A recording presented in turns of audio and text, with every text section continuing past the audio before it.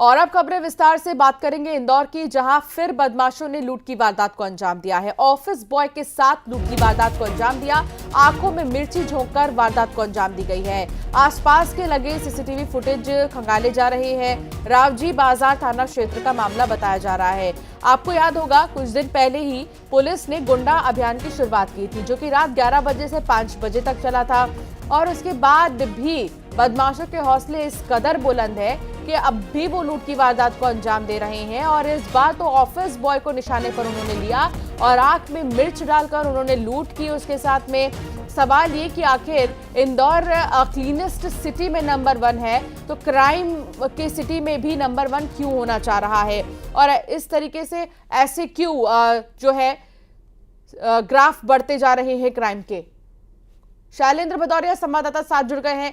शैलेंद्र, क्या जानकारी मिल रही है? ऑफिस बॉय के साथ में लूट की वारदात को अंजाम दिया गया, क्या अब तक कोई सुराग मिल पाया बदमाशों को लेकर? अभी तक की अगर बात करूं तो पुलिस के हाथ पूरी तरीके से खाली है। आसपास कुछ सीसीटीवी फुटेज में बाइक पर सवार कुछ युवक जो स्कूटी पर एक जो ऑफिस बॉय था वो 1.5 लाख के पर लेके जाया था, उसके साथ लूट की वारदात को अंजाम दिया गया। और सबसे खास बात यह है कि ये पूरा बेहद भीड़-भाड़ वाला इलाका है, रावजी बाजार का इलाका, वहां पर इस लूट की वारदात को अंजाम दिया गया। और जिस तरीके से पिछले कुछ दिनों से इंदौर में लगातार इस तरह की घटनाएं घट रही हैं, इससे कहीं ना कहीं इंदौर वासियों में दहशत का माहौल भी, पुलिस की जो कार्यप्रणाली है उस पर भी सवाल उठ रहे हैं। कुछ दिन पहले ही देखा जिस तरीके से डकैती की वारदात को अंजाम दिया था, उस घटना को भी 4 दिन बीतने को आ गए, लेकिन अब तक जो है पुलिस आरोपियों तक नहीं पहुंच पाई। और इसी तरीके से लगातार जो अलग अलग थाना क्षेत्रों में तरह की घटनाएं, लूट की घटनाएं जो हो रही हैं, उससे कहीं ना कहीं पुलिस की कार्यप्रणाली पर सवाल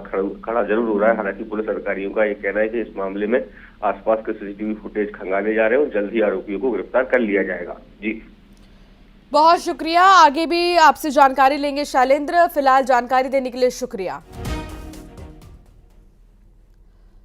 और अगली खबर भी इंदौर की ही है, जहां घर के बाहर खेल रही बच्ची से दुष्कर्म की गई है और नाबालिग पर रेप का आरोप लगा है। लोगों ने नाबालिग को पकड़कर पुलिस को सौंप दिया है।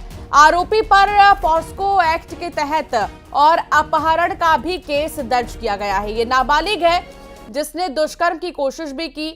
इंदौर में घर के बाहर खेल रही बच्ची से दुष्कर्म की गई है।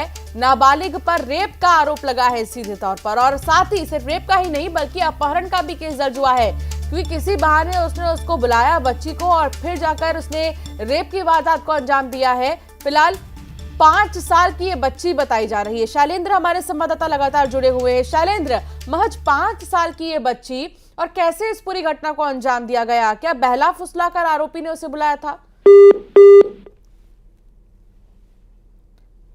शैलेंद्र से संपर्क नहीं हो पा रहा, दोबारा साधने की कोशिश करेंगे। हालांकि 5 साल की ये मासूम जिससे दुष्कर्म की वारदात को अंजाम दिया गया।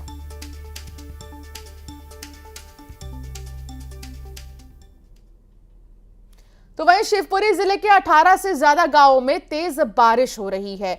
कुछ जगहों पर बारिश के साथ साथ ओले भी गिर रहे हैं। खेत में खड़ी गेहूं, सरसों की फसल को नुकसान पहुंचा है। पिछोर में आकाशीय बिजली गिरने से किसान की मौत हो गई। आप देखिए किस तरीके से ओलावृष्टि और जो बारिश का सिलसिला है वो अभी भी जारी है।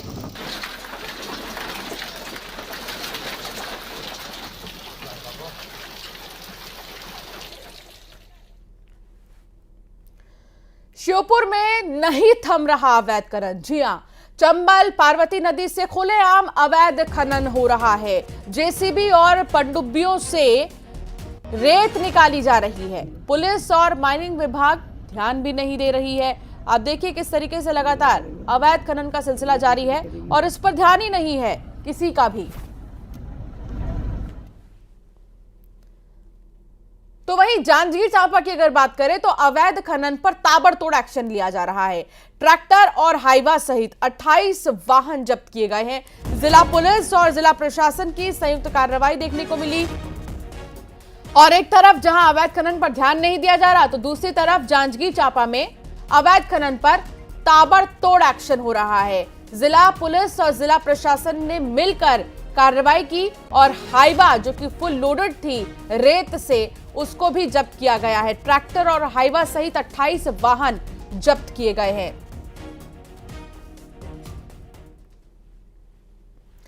अंबिकापुर की बात करेंगे। ग्रामीणों का लखनपुर थाने में जमकर हंगामा देखने को मिला।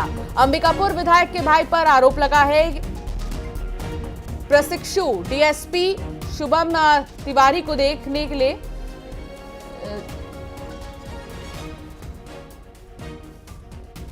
अवैध कोयला तस्करी केस में प्रशिक्षु डीएसपी ने 10 लोगों के खिलाफ कार्रवाई की थी।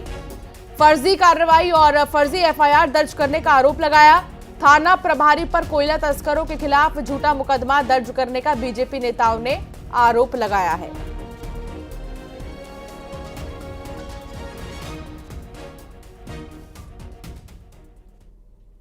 फिलहाल बुलेटिन में इतना ही। खबरों का सिलसिला आगे भी जारी रहेगा।